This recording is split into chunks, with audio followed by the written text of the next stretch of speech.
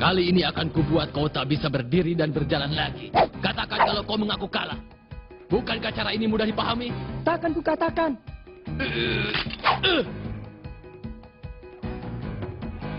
Kau ini memang tak mengerti apapun.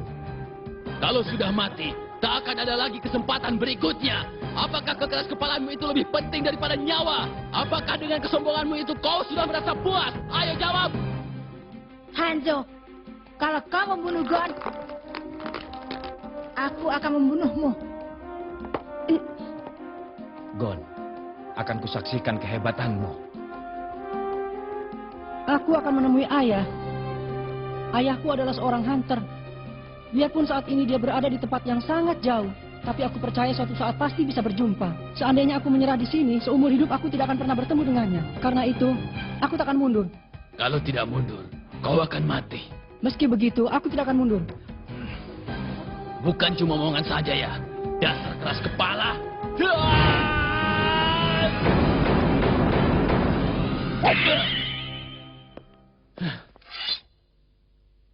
Baiklah, aku yang kalah. Aku tak bisa membunuhmu. Lebih tepatnya, aku tak punya jurus yang bisa membuatmu mengaku kalah. Aku kalah dan akan berusaha di pertarungan berikutnya.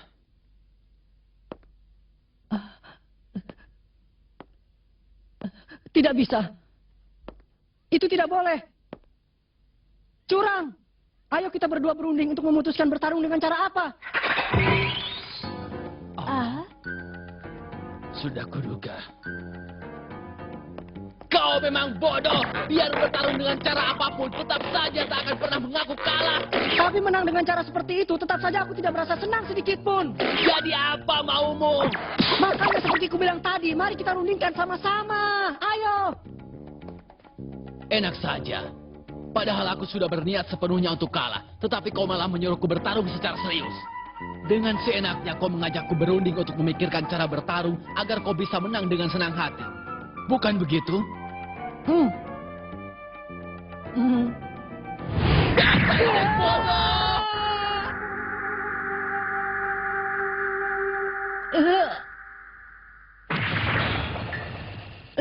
Wasit, seperti ku bilang, aku mengaku kalah. Aku ingin pertarungan selanjutnya. Baiklah.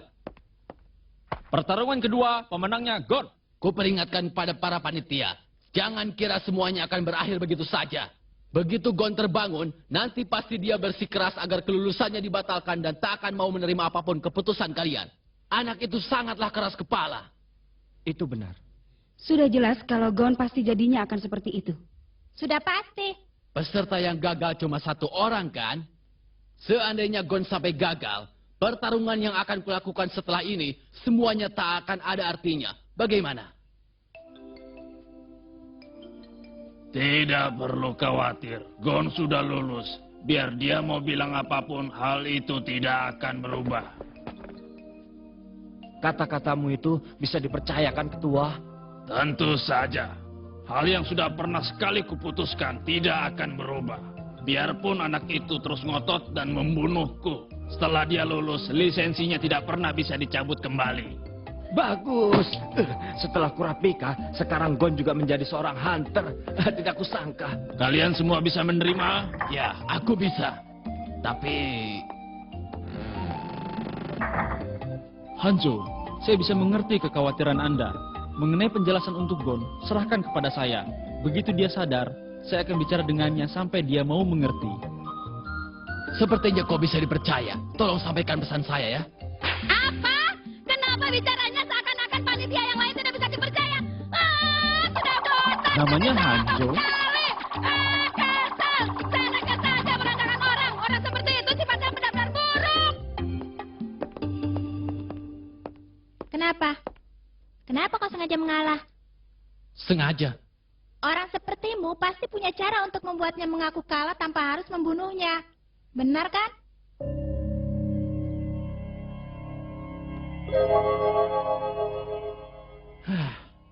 Saat aku bertarung dengan seseorang, aku selalu mempersiapkan diriku untuk menerima dendamnya. Dengan begitu, perasaanku menjadi lebih tenang. Orang seperti apapun saat memandang lawan yang telah menyakitinya pasti matanya dipenuhi dengan sinar kebencian. Biar berlatih sekeras apapun, rasa dendam dan rasa benci terpancar dari matanya. Itu tidak bisa disembunyikan. Tetapi di mata Gon, tak ada pancaran rasa dendam dan benci sedikit pun. Kau bisa percaya? Padahal aku baru saja mematahkan tangannya. Tapi matanya seakan-akan telah melupakan tentang hal itu. Aku jadi suka padanya. Niatku untuk bertarung menjadi hilang. Aku memang kalah, tapi bukan sengaja. Gua harap kau bisa mengerti dan memahami itu.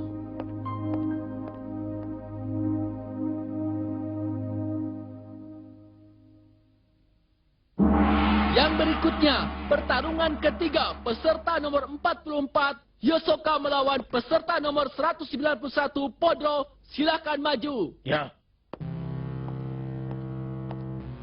Ini pasti akan menjadi pertarungan yang hebat lagi. Benar. Kalau pertarungan dari jarak dekat, mungkin Podro sang pendekar akan lebih unggul. Masalahnya adalah bagaimana caranya untuk bertahan dari serangan kartu Hisoka. Yang kalah di pertarungan ini akan menjadi lawanku. Kalau bisa, aku ingin agar keduanya terluka dan pertarungan ini berakhir seri. Jadi pertarungan berikutnya, aku tak perlu bertarung lagi. Sepertinya yang ini semuanya mustahil. Segalanya pasti mungkin terjadi. Terserah kau lah.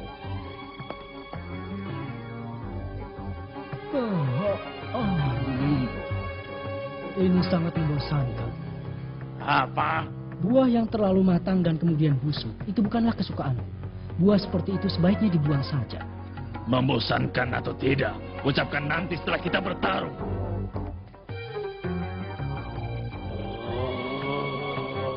Biarpun sudah tua, tetapi semangatnya lumayan. Orang hebat, pada akhirnya yang menentukan hasil pertarungan itu bukan hanya kemampuan, tapi juga semangat.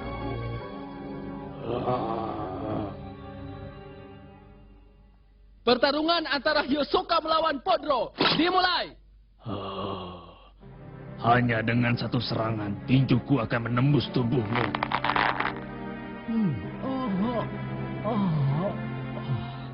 Maaf, untuk pertarungan ini aku tidak membutuhkan ini.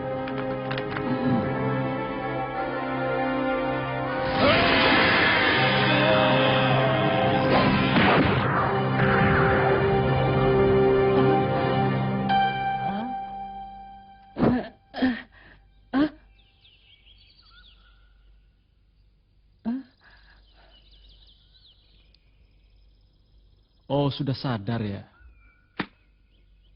Pak Satotsu, Ya, ini saya.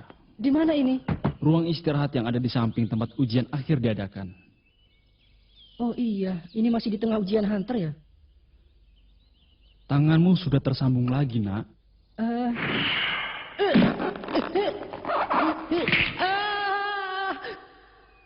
Begitu ya kejadiannya. Dia mematahkan tanganmu dengan bagus sekali. Mungkin bisa dibilang setelah perawatan ini, tanganmu akan jadi lebih kuat dibanding sebelumnya. Ada satu hal yang ingin saya katakan, Gon. Bersikeras itu memang baik. Tapi dalam semua hal, ada juga yang disebut dengan waktu.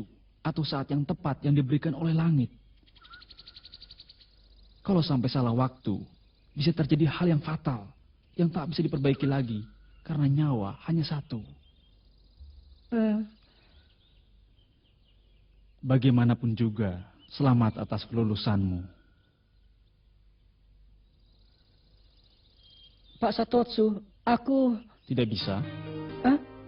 Seperti halnya peserta yang sudah gagal, tidak akan lulus, biar apapun alasannya. Tidak ada seorang pun yang mampu berbuat apa-apa untuk membatalkan kelulusan peserta yang sudah lulus. Termasuk kau sendiri. Ujian kali ini telah membuktikan bahwa kau telah memiliki seluruh kemampuan yang dibutuhkan untuk menjadi seorang hunter. Tapi aku telah kalah dari Hiyosoka. Dengan Hanzo pun aku tidak bisa menang. Memalukan. Rasanya seperti apa bisa lulus karena berhutang pada banyak orang? Apakah itu tidak boleh? Hah?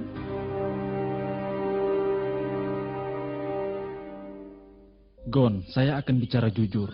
Biarpun saat kau berhasil lulus dari ujian babak kedua yang diadakan oleh Menshi dan Buhara, terlihat bahwa kalau dibandingkan peserta yang lain, kemampuanmu itu tidak terlalu menonjol. Kalau dilihat dari usiamu yang baru 12 tahun, kemampuanmu itu memang hebat. Tapi dalam ujian hunter, usia tidak dijadikan pertimbangan. Saya kira semua orang yang lain pun tidak pernah mengira kalau kau bisa bertahan sampai ujian akhir.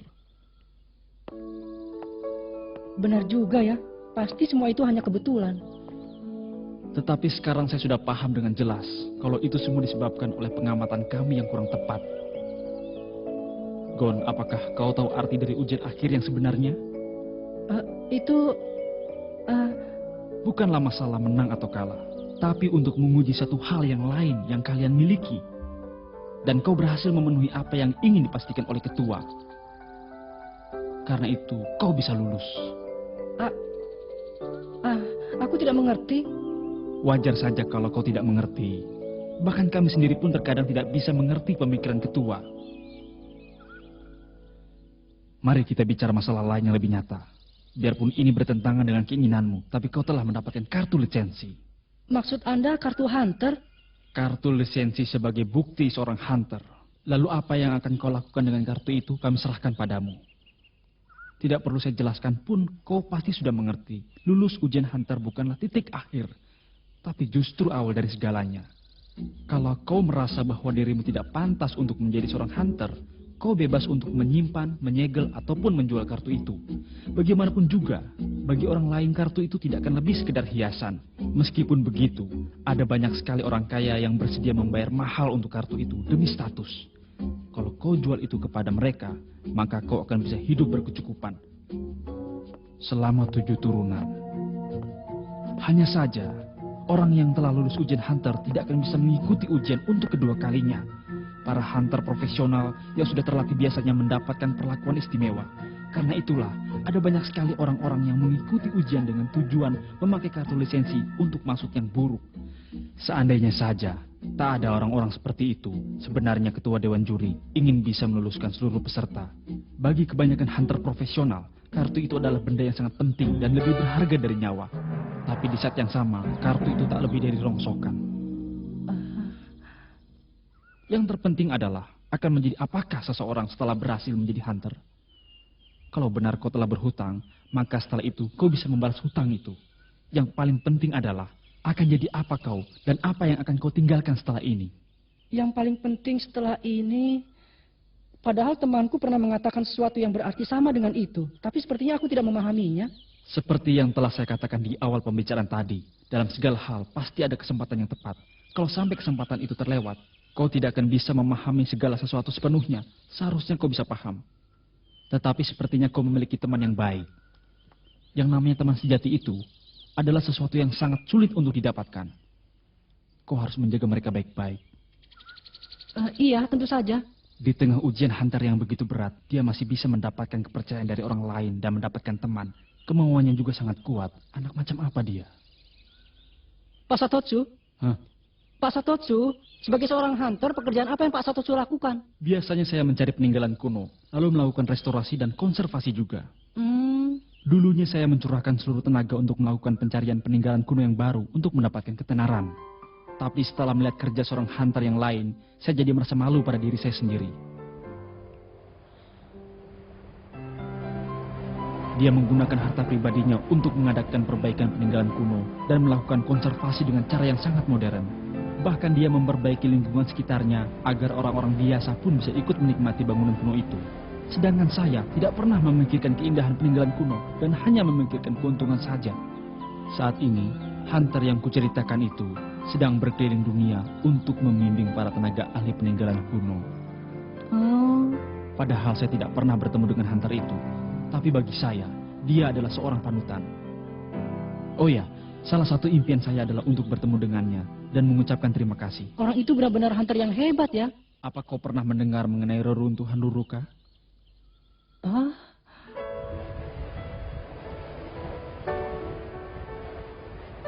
itu ayah. Hunter yang telah mengubah cara hidup Pak Satotsu itu. Kau tahu ya, Aku hanya pernah dengar saja. Itu adalah peninggalan kuno terbesar dari kebudayaan Ruruka. kalau punya minat, kau boleh pergi ke sana suatu saat. Itu adalah sesuatu yang sangat luar biasa. Iya, Nah, Gon.